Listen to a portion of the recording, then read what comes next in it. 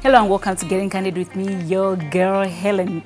I hope you guys have been subscribing to the channel and you've been enjoying the episodes that we'll be giving you today. So yesterday I was attending an MC masterclass. Pennifer called me and told me, oh, this is happening, and I was like, okay, I'm ready to learn. I would like to learn. And the main speaker is coming from Ghana. His name is Kabutey, my MC.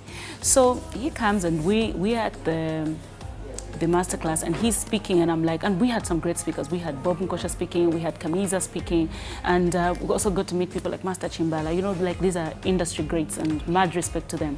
So Kabutey is speaking and I'm like, I wish I knew earlier that he's coming in this, to this country and he's got such a great story to tell. I want him to be on my show. And luckily, when we were doing our photo session and I had a brief chance to talk to him, and I was telling him, look, I would have loved it to be on my show. He's like, I can do it, let's do it tomorrow. And that's how I got to meet him.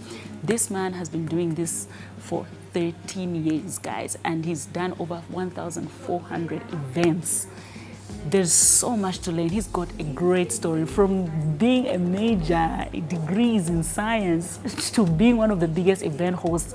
I just want to know his story. Let's get to chat with him on the other side. Welcome back. So I mentioned that I'll be chatting with Kabutey, my MC. I met him yesterday and I was super excited. I was so interested in his story. I was so engaged in his story that I really wanted him to be on my show. And thank God he agreed to come on the show. Hi.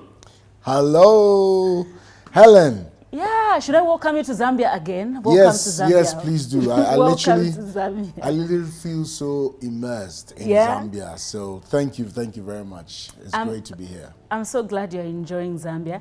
I'm seeing all your photos and you are smiling. You have such a beautiful smile, and even here you're smiling, and I'm thinking, Pennifer is keeping you so well in Zambia, like everything. Absolutely, absolutely. I've had the best chaperones, the best ambassadors any country could have. Really? Period. Period. Minister of Tourism, we have a new brand ambassador. Yes, I second that one. Yes, definitely. So, can you speak any words, Zambian word? Ooh, in fact, she taught me a few, but it's they're gone. What I'll remember is Matabeto. Matebeto, oh, the food must have been nice. Shima was on point. Yes. Luanda. Lumanda. Yes. Lumanda was on point. Yes. So which type of lumanda did you eat? Ooh, the one food, with groundnuts, everything. or there was groundnuts, there was the okra, there was the green one, the potato leaves. I went the full 9 yards. Girl. That's for me. When somebody does that, you are introduced to Zambia, because that's what defines us. Senshima. I kid you not. Very there was important. The grilled fish and then the meats, cuts. I'm going back a fulfilled man, I tell you.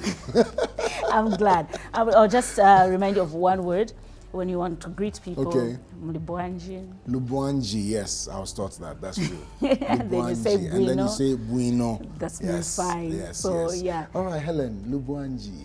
Bueno, Bwanji. Bueno. How do you greet in your language? So if it's morning, we say machi. Machi? Yes. If it's afternoon, we say maha. Machi maha. If it's evening, we say majo.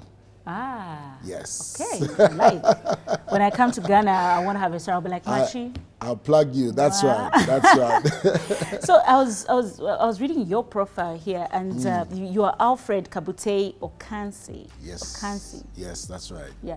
Why did you go for Kabutey? What does it mean first? So Kabutey is actually my name. It's my indigenous name. Kabutey means that I'm the first son between my parents. All right. Okay. So in my culture, we have hierarchical names that constitutes a part of it. So because I'm originally, my training, my academic journey has been science biased. You know, my first degree is biochemistry. My master's degree is food science and technology. So when I was transitioning from my science background into my career as a creative person, because apart from emceeing, I also act. I'm a stage actor, I'm a screen actor back home in Ghana.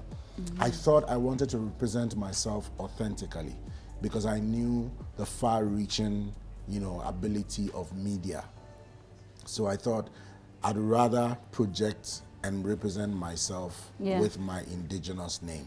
Yeah, and so that's how come my brand name is Kabutey, my MC.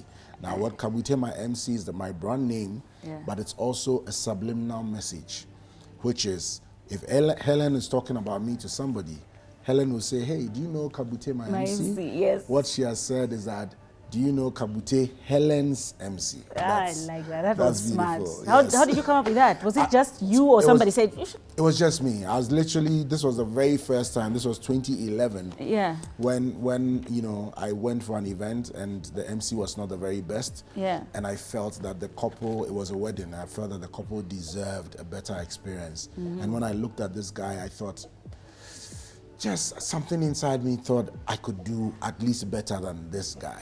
Okay, so I know your story is very interesting. So you were telling us about your first degree in science. Yes, biochemistry. How, firstly, was it just your interest, or maybe, you know, sometimes parents will pick us, we want you to be this. Yes. Was it that? Or in did terms you of ever the like science entertainment? side? Yes. No, I think it was just a natural consequence of the fact that academically I was doing well. And honestly, I didn't have any objection to it. But I don't also remember that there was ever like a serious conversation about what you want to do. It was almost like the naturally assumed thing that you'd pursue science. And I was okay with it, you know, because in JSS, I was blessed to score, you know, all A's in my exams. Wow. And then I went on to secondary school to read science. And then I went on to university to read biochemistry, then masters in food science and technology. So it was just a natural progression from one step to another. I wasn't really like forced or coerced or anything like that. But I say upon reflection, on hindsight, that probably if there was a more active conversation about what are your interests, what are you passionate about, because all this whilst I was pursuing science academically, I was still very creatively expressing myself. So at the very low levels of my education, primary school, I was involved in traditional cultural dancing. I was doing poetry. Okay, and then I went into... And that's what I wanted to find out. I wanted to know if there was any other activities. That's nice. Yeah, and then in JSS, I was with the debating club. And then in secondary school, senior secondary school, I joined the school choir. I played hockey. So you can sing, you can act, you can dance. I'm blessed. Blessed, very blessed. Then when I got to university, I discovered theater. You know, so, but I never thought of any of these things as something that had even the possibility of becoming a career for me. Never. It never crossed my mind. I was just pursuing my art, my science background. So I literally started events much later in my life, you know, after I had started work and all of that. But thank God I was led by the universe. Things conspired and came together, and some way, somehow, I find myself in this position at this time. How was the story? How was it getting your first event? And firstly, how did you convince yourself, say, I can do this? Obviously, you're in theater, so it's automatic, but then you have a professional career going on. That's true. How did you convince you, I can make this work? To be very honest, you know, I think it was just such a profound moment. Because the story is, we were invited to a wedding. We showed up, beautiful wedding, and at the time, there was nothing like a professional MC. So the family would get a cousin, a friend, a neighbor, somebody who's supposed to be funny and confident. But you know, funny and confident one-on-one is very different from when you're standing in front of an audience.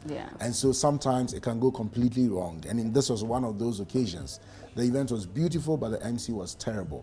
And the thing about bad MCs, it can make the best food taste bad. It can make the decor lose its beauty and its shine and all of that. So I was just sitting there and watching the couple literally cringe at how badly the guy was doing. And then I look at the guy, and I think because of all the different things I had done throughout my life, it kind inside me, I kind of felt and knew that I was at least confident in front of an audience. Do you understand me? So it was just a feeling, a sentiment inside. And I went to work, and from Monday to Friday, the thought never left my mind. So on Friday, I just created a Facebook page, Kabutey my MC. And within 5 hours, I literally got my very first inquiry. It was meant to be. You know? And that first inquiry became my very first event, 30th April 2011. That was fantastic. At that first event, I was booked for 6 other events by guests. Wow. And the rest, they say, is history. Wow. Wow. You know, that for me is like, this is your thing.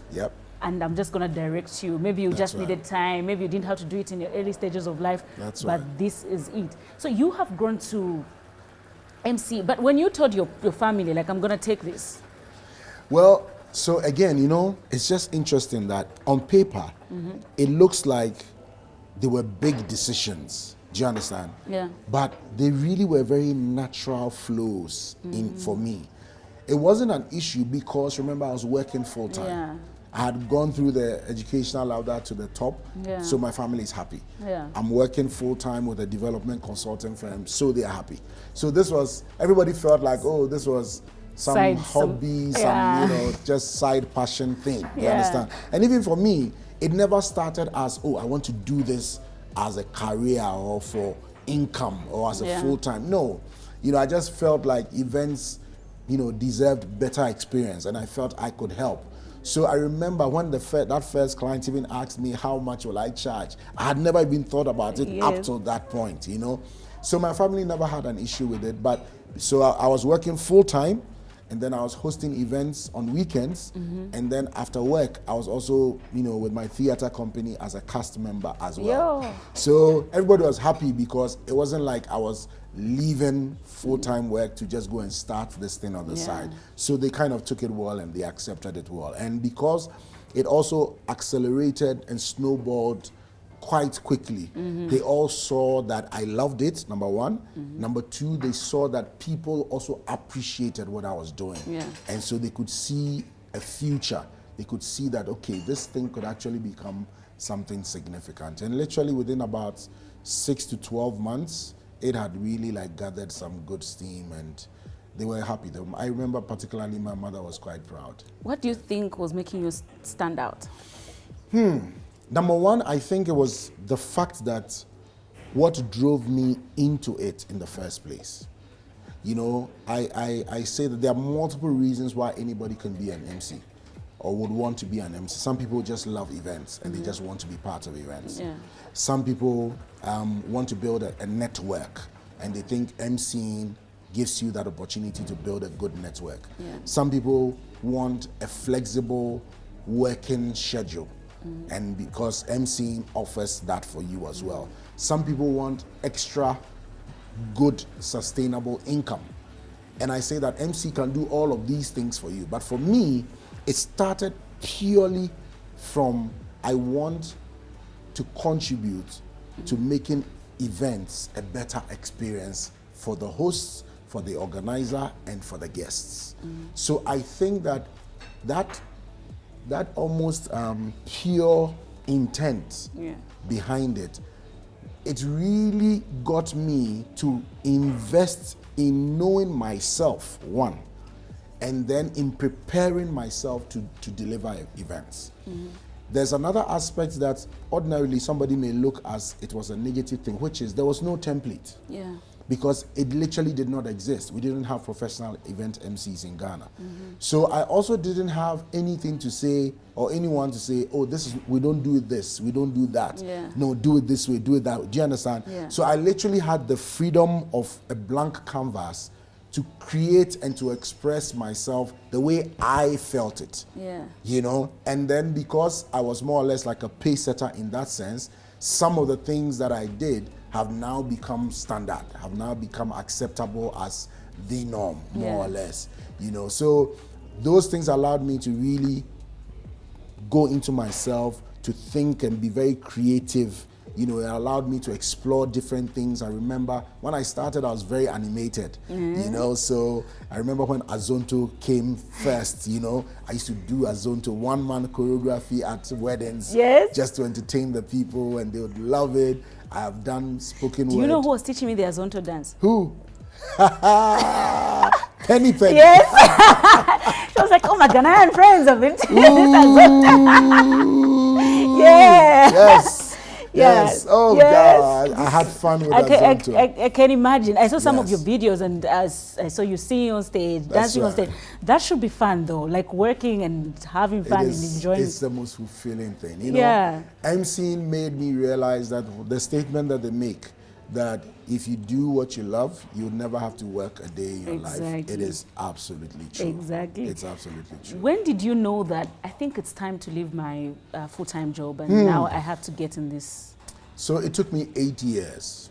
Yeah. It took me 8 years of doing the very best I can to combine the two. So as far as my working life was concerned, I started off with a consulting firm whilst I was doing my MCing on the side. Then I transitioned from the consulting firm full-time to become business development manager for the theater production company I was working with. And I was really passionately in love with my job with the theater company. However, both that and my events were growing significantly. And that meant that there were more frequent clashes as far as schedule and obligations were concerned. Yeah. So it got to a point where averagely I would have about my bookings come about 6 to 18 months in advance. So imagine that somebody has booked you maybe 8 months in advance. Yeah. And you're ready, you've been vibing with the person, you've been, getting ready. And then after waiting 7 months, maybe a month to the date, then something comes up from the theater front. And then it creates complications, you understand? Yeah. So it got to a point, it was just a scheduling clash. Yeah. And I had to take the very difficult decision. Do I drop MCing or do I drop, my full-time work with the theater production company? It was heartbreaking, but I knew I had to explore the full possibilities of what events could create for me. And to be very honest, the theater platform, the particular theater platform that I was a part of, was also part of what really amplified and projected me, my person, and which therefore translated also in growth on the event MCing side. I worked for a company called Roverman Productions. I believe it's probably the biggest theater production company on the continent. Wow. And I loved it, but eventually, it was just, both were clashing. So I tried, it took me 8 years, and then I had to take a bow, yes. Yo, but look at you, you've been hosting events after events. I'm going through your profile, I'm going through your photos, I'm going through your Instagram, I'm like, oh, man is busy, man is busy. What is the biggest wedding or event you've ever hosted? Biggest in terms of number, profile? Profile. Okay, so I have been blessed, I won't lie. I've hosted events for, everyone. I've hosted the president's daughter's weddings in Ghana. Wow. I've hosted events for very prominent families. Yeah. I've been blessed to host destination events, in places like Dubai, in Cape Town, in Johannesburg, in Germany. Yeah. I've been blessed to do events in Nigeria, in Cote d'Ivoire. Yeah. So there's really a wide, amazing spectrum of events that I've been a part of. In terms of profile, I mean, obviously, it's not every day you get to host, the wedding of the daughter of the sitting president. You understand? Yeah. And I didn't do it just once, I did it twice. What? Look at you showing off. Twice.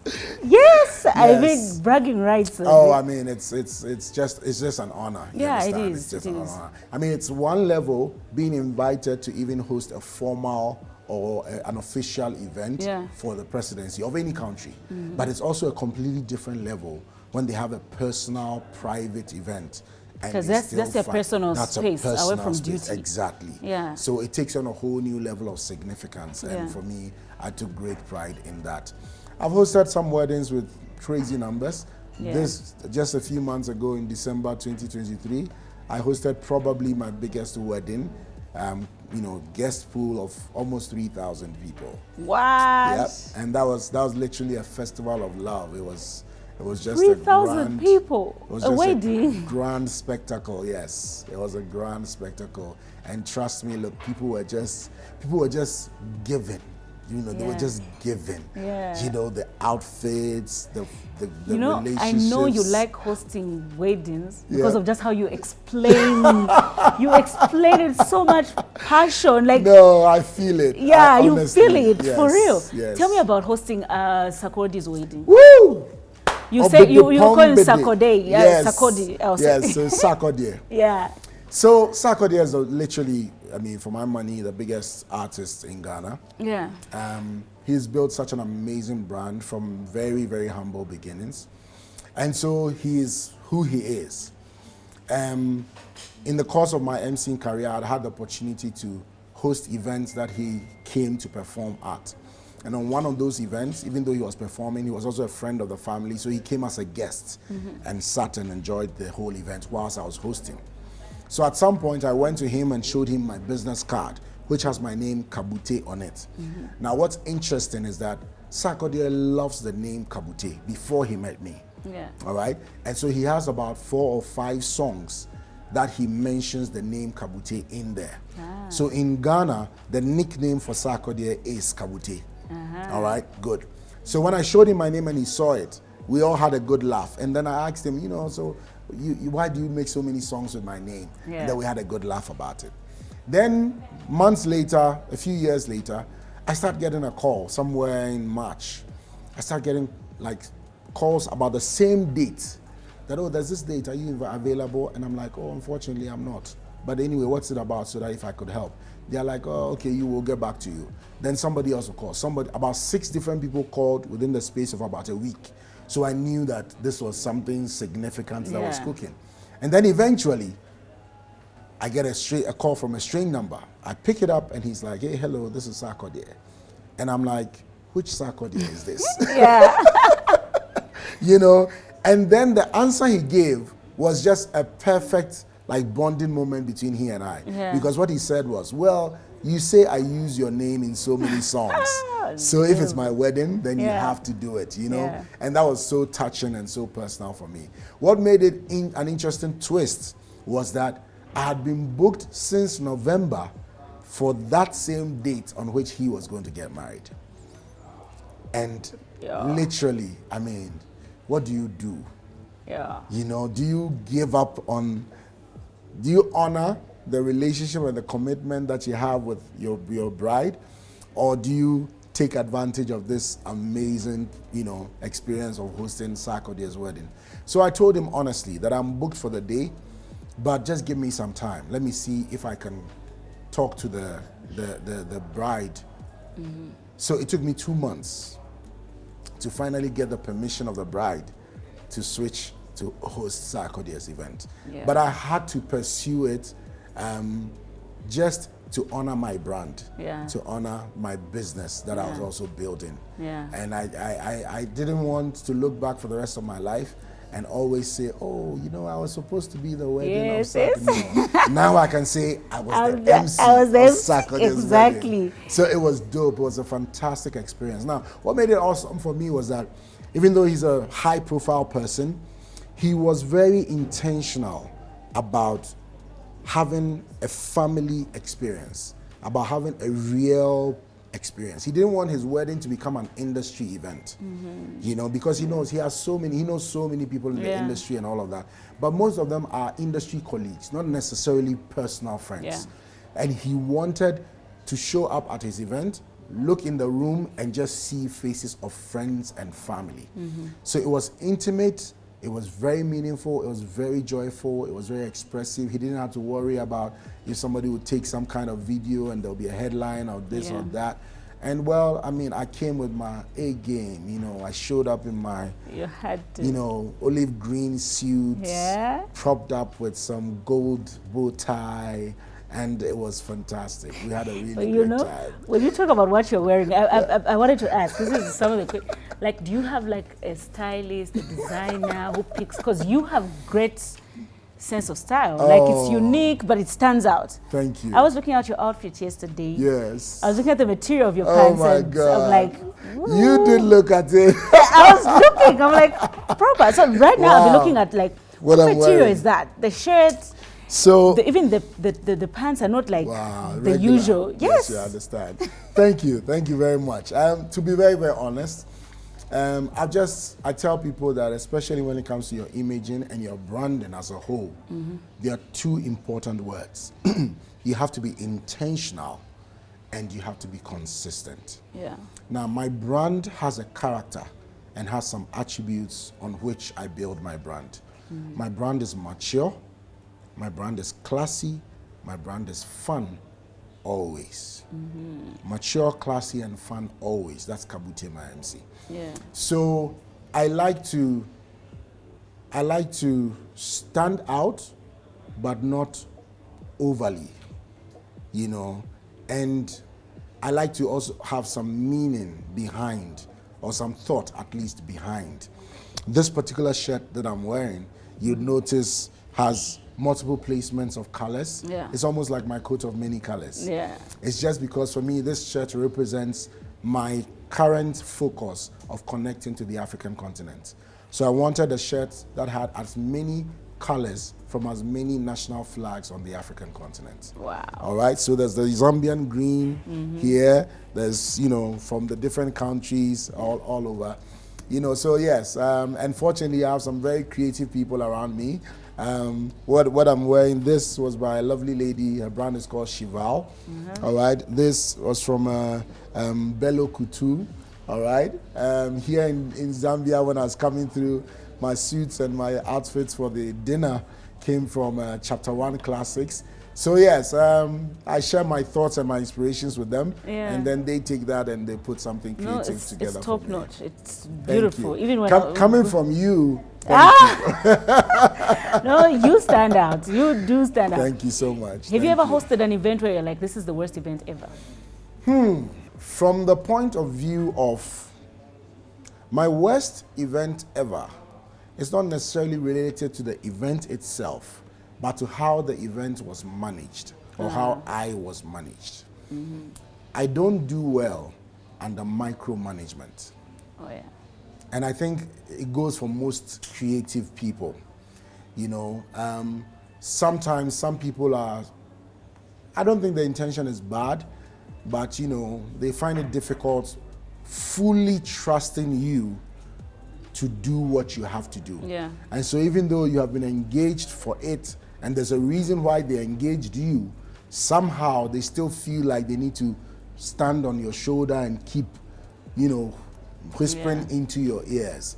What that does is that it breaks my creative flow. It doesn't allow me to connect, because I MC with a philosophy I call MCing by immersion.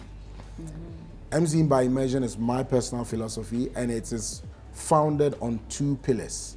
The first pillar is I cannot host something I don't feel a part of. Yeah. So whatever event I'm invited to host, whether it's a personal milestone, whether it's a corporate gala, it's a banquet, award show, state event, I would always invest in engaging with the clients and understanding not just the events they want to host, but they as a person, or they as an entity, so that I can understand what inspires them, what tickles them, what excites them, their values, and then I can embody that, so that when I stand on stage, I'm reflecting them and not myself. You understand? That's the first pillar. The second pillar is I don't show up to work on your event. I show up to be a part of your event. So if it's a wedding, I'm feeling the same emotions your sister is feeling, your mother is feeling, your uncle is feeling. And when I'm authentically in that emotion, my choice of words, my expression, how I describe the event, how I introduce different aspects, I believe it comes out much more authentically. And because of that, the whole aura of the room and the space is embodied in that joyful feeling, and it allows people to fully express the love and the joy. Do you understand? So I need space at some point.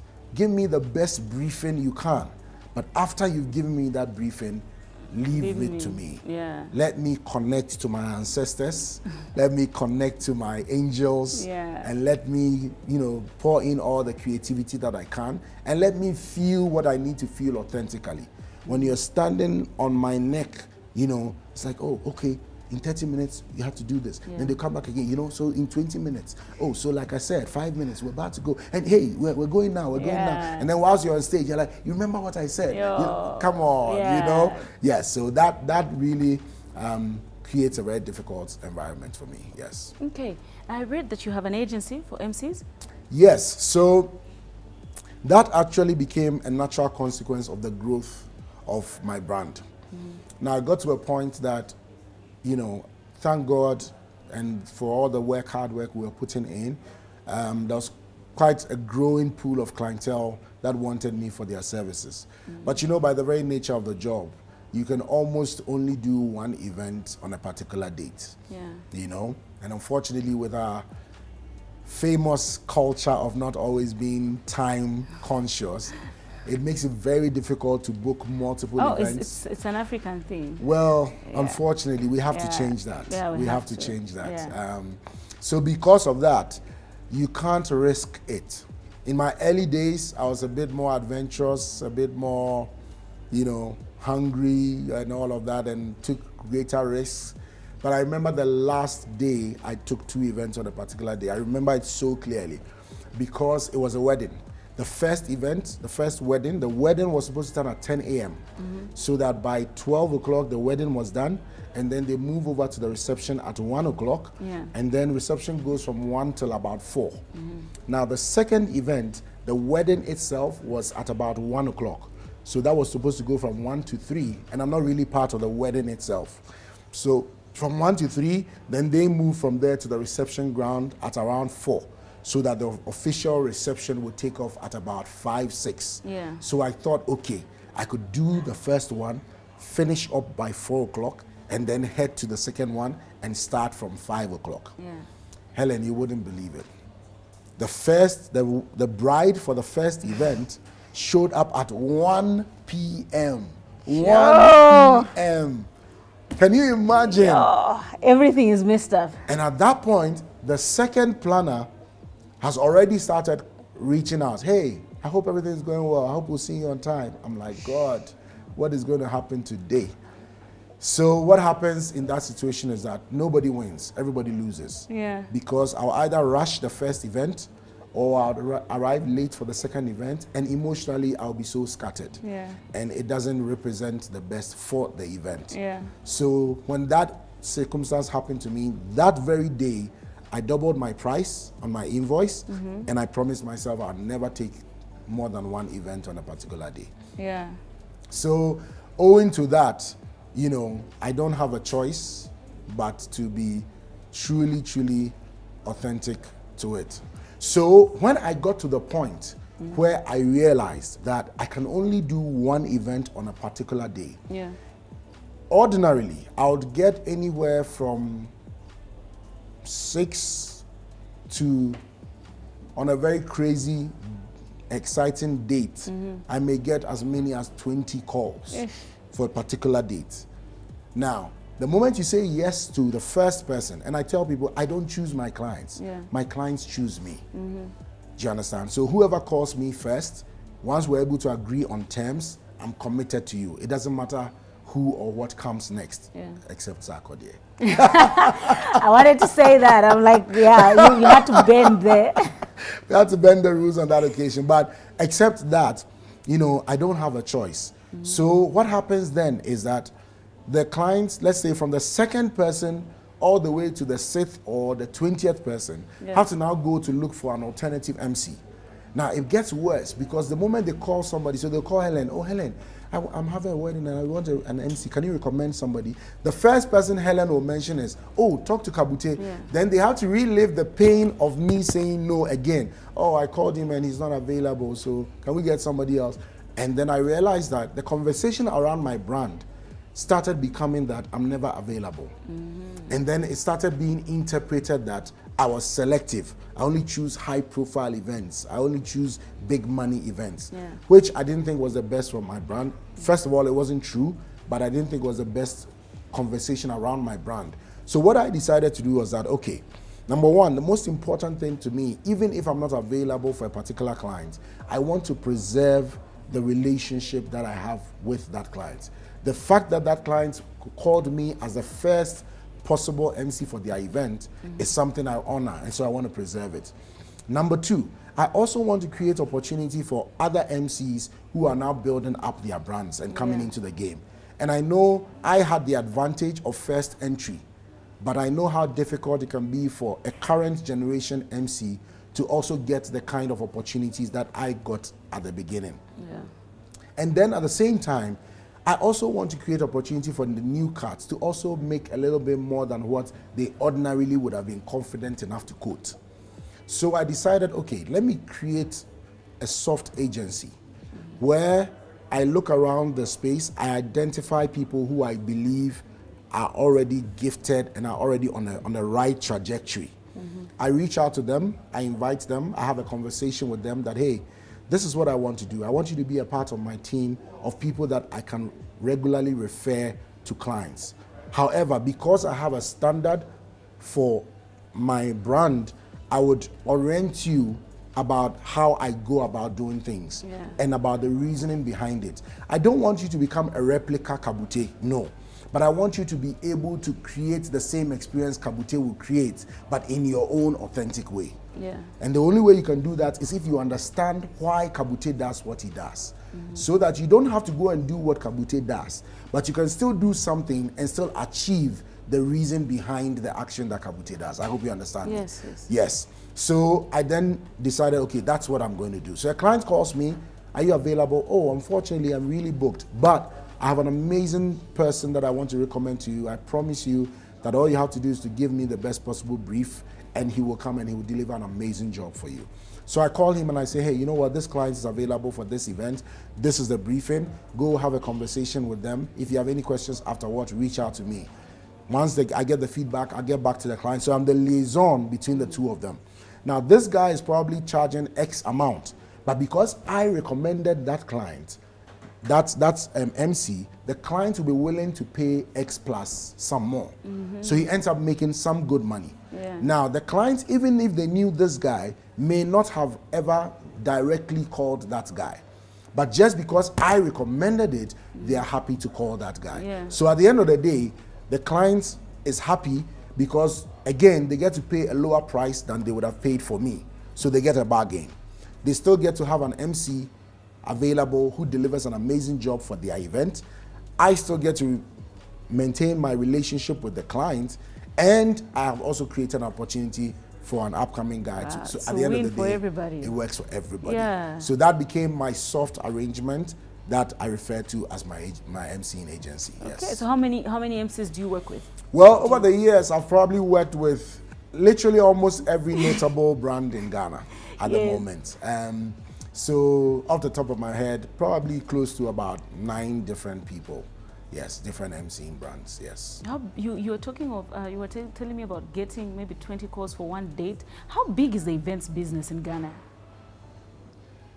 Now, at my last non-scientific research, there are an average of 40 to 60 weddings every weekend. And that's even in Accra alone. Wow.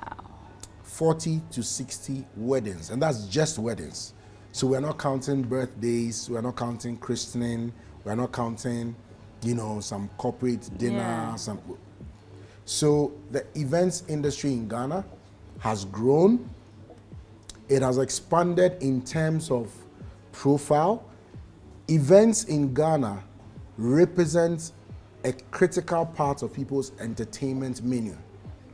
So in Ghana, when people are coming for an event, they are demanding an experience. And that's why the decor has grown in its appeal and lush. The music is great, the food is awesome, people come looking their best, and they don't come to sit down and cross their legs. No, they want to party, they want to have a vibe. So in Ghana, weddings would have artists coming to perform, would have, quartets, string quartets doing a cocktail segment. There's a cocktail bar, but there's also beverages, there's also a liquor stand. So in Ghana, weddings and social events have become a very important part of people's entertainment menu. And so as a result of that, clients are more exposed as well across the world, you know. Clients are also more, because of social media, because of the internet, because of TV, you know, we see all the glamorous and amazing things in other places, and people want to replicate that. So the most common thing you hear from a new client is, I want my wedding to be different. I want my birthday party to be different. And sometimes I'm like, after 1,400 events, how different can it get anymore? But I love that drive that is really pushing all of us, the event vendors in Ghana, to really push up our skill, to invest more in our craft, and to make sure that even if it is another wedding, another birthday, another corporate party, you still are able to deliver a unique experience that people are truly, you know, appreciative about. So the wedding or the events industry in Ghana is very significant, yes. Did you hear what he said? 1,400 events. Wow, how did you keep count though? Like, that's a lot. So yeah, from the very beginning, you remember, you know, because of how it started for me, I think because I got six bookings on my very first event. Yeah. You know, because they kept going to the bride. They thought I was a family member. Yeah. And then she says, oh no, I saw him on Facebook. Then they'll come to me. I didn't even have a card, so I wrote my number on tissue paper and gave it to people at the time. But because of that, like, I was just excited myself. I was excited, you know, I was like, wow, like, people really love this. They, you know, so I wanted to do more. So from that point on, I started keeping a database. So I literally have a database of every single event I have hosted. Special for your clients as well. Like, that is so special. Yeah. Before I let you go, do you have any tips for event hosts? Yes. The upcoming ones, then there's us who are trying to push the industry. Like, what tips do you have for generally for people that? Well, first of all, let me just honor your platform. And let me just say that platforms like these become like a very significant amplifier for people in the creative space, you know, and to have unconventional, non-mainstream, but direct to audience platforms like yours is such a breath of fresh air, because, you know, I'm blessed to be here for the very first time and met you at the masterclass, and here I am sitting on your show. But ordinarily, people like me may have to go through a lot of hurdles to be able to get platforms on, let's say, TV or official radio, etc. So I honor what you've done over the years. It's fantastic to hear great things about what you're doing. And I can't wait to see you on the screens of the continent and beyond. Yeah, that's where we're going. That's where we're going. So to give some tips to aspiring or MCs in the house, the very first, and it starts with you. So the first thing I always advise people is take your time, sit down, have a conversation with yourself, and be clear about your personality type and how your personality type works for or against a particular kind of event. Because that will help you, that's what will help you to decide if you want to specialize in a particular category of events. So there are people whose natural disposition allows them to be better at corporate events. If you look at my big brother, Kamiza Chikula, he's cast in that you know, frame. All right. If you look at somebody like another legend, Bob Nkosha, you know, he's cast in the comedic, you know, frame. So he has a lighter touch to it, but he also has his own flair on corporate platforms as well. If you look at somebody like Chilo Mwana Chingwana, you know, he's a very vibrant, animated, high energy dancing guy.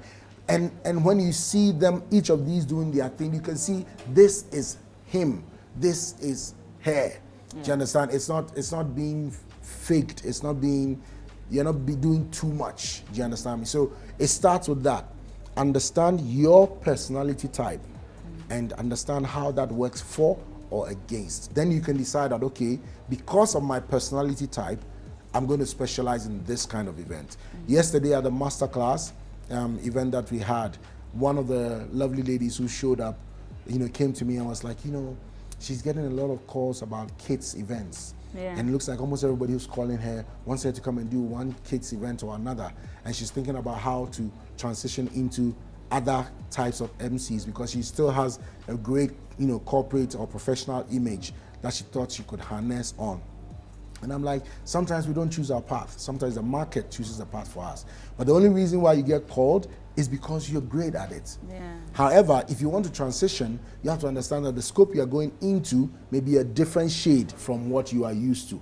And then also sometimes when you become so good and so highly identified with a particular subsection, crossing over becomes difficult in the minds of the clients because they can't see you anywhere else except this. Yeah. So I was telling her, continue to be great at it, but if you want to transition, start the transition process now before you become a big name who is identified at just children's events. But the only reason is because her personality connects with children naturally. So would you rather take the difficult road or you take the naturally, in the natural road that you feel great affinity to? So that's number one. Number two, I tell people that, look, you have to learn and practice. And the best way is create opportunities for yourself everywhere. If you and 3 or 4 of your friends decide to go to a pub and have a drink, that's an event. Find your own way of being the person who engages the team. It helps you in the soft skills of what I call the DNA of an MC. It helps you in your language, how to express yourself, how to say things to get a certain kind of effect. If you want an applause at an event, there's a way you say it that the people will be compelled to give a round of applause. If you want an there's a way you can say it that the people will be compelled. It will come naturally. So that's important. So create opportunity for yourself. If it is your old school students union that's having some small event, offer to host it. If your church is having a picnic, offer to host it, and then you give yourself more exercise and time so that you can build yourself, you can know yourself more and build yourself more. Number 3, build relationships intentionally. Build relationships with people in general. Build relationships with people you consider as prospective clients. Build relationships with other event vendors in other categories. Decor, cake, DJ, saxophonist, whatever. Build relationships with them because we are in an ecosystem of creative professionals. And in that field, when we are running an event, we're literally running like a baton race. So the baton starts maybe with the venue owner, and then when they are ready, they hand it over to the decor. And when the decor is ready, they will hand it over to maybe the food vendor to provide the food. Then the food vendor will hand it over maybe to the DJ. And then after everybody has run their part of the race, they now give the baton to the MC to finish the race. So when the MC is finishing the race, he's not finishing the race just for him or herself. He's finishing the race for every one of those vendors who have been part of the journey. So most of the time when I'm emceeing, I may introduce myself to start the event. But for the rest of the event, I don't mention my name because everybody's seeing my face, everybody's hearing my voice. But I'll echo the name of my DJ because 50% of how you feel about my emceeing probably is connected to how great my DJ is. I hope you understand. I've never thought about it like that. Yes. If you don't have an amazing DJ, you may be the best MC, but there'll be something missing in the event. So I don't take my DJs for granted at all. Do you understand? I like that. Yes, and then at different parts within the event, maybe when it's time to go and have dinner, I would, pitch in the food vendor. When it's time to go and give gifts, I'll pitch in the vendor on that side, because it's an ecosystem. So be intentional about building relationships. And then finally, any small opportunity you get to host an event, kill it. Murder it. I mean, give it your all. Take your time, be intentional, research, prepare, get to know the people, and go and deliver. Deliver so much so that at the end of the event, when you are walking out, you literally feel empty because you gave it your best. And then focus on your 3 key stakeholders. The event host, that is the person who is celebrating the event, either the celebrant, the couple, or maybe the CEO of the company. That's your first stakeholder. Your second stakeholder is the event planner or the event coordinator. Your third stakeholder is the guests who are there. So to the event host, you owe them the ability to capture the dream they have for the event and how they want to feel. then you can work towards achieving that for them. For the event planner, your job is to give them peace of mind by being great at what you do. So that when you're on the mic, they can be free to focus on other things. And then to the audience, they want an unforgettable, seamless experience. If you're able to satisfy each of these three, it is only a matter of time. You don't have to advertise yourself. The events will find you and you'll build an amazing, amazing career. Thank you. Thank you so much. Thank you so much. I hope everybody has picked something. Like, I am learning. This is another class from the class we had yesterday to another class, and keep learning. And I hope we can do better. Events business is also growing. We have a lot of like MCs here that are growing. So, but it's always great to have an opportunity to meet people that have been doing it for a long time and just get to learn one or two things from them. Thank you so much. Thank you so much. I'm glad you're enjoying Zambia. Yes. You've already had Mateweto, because I always recommend Mateweto to everybody that comes. So that is the real Zambia. The real Zambia. You said you went to Livingston as well. I went to Livingston. You saw the Vic Falls? I went to see my long distance girlfriend, Victoria. It was such a lovely connection. It was beautiful. It was ethereal.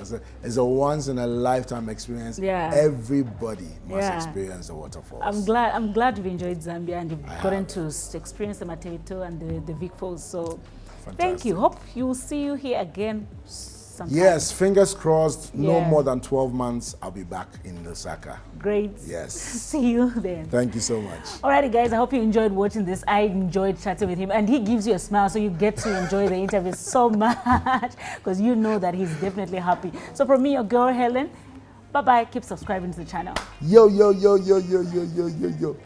Hey, what's that sound we were making when we toasted? Tumbundu, tumbundu, tumbundu, tumbundu, tumbundu. You know what it is, eh? It's like cheers or something. Relating, relating, yes. Yes.